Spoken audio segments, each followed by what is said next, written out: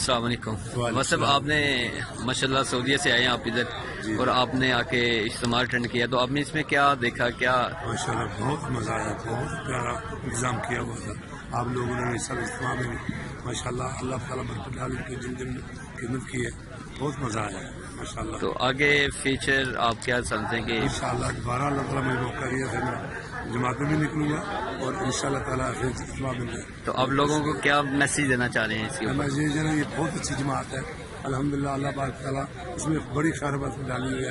اس جماعت میں جو ہے جتنے بھی رفظ میں آنا چاہیے، لگنا چاہیے.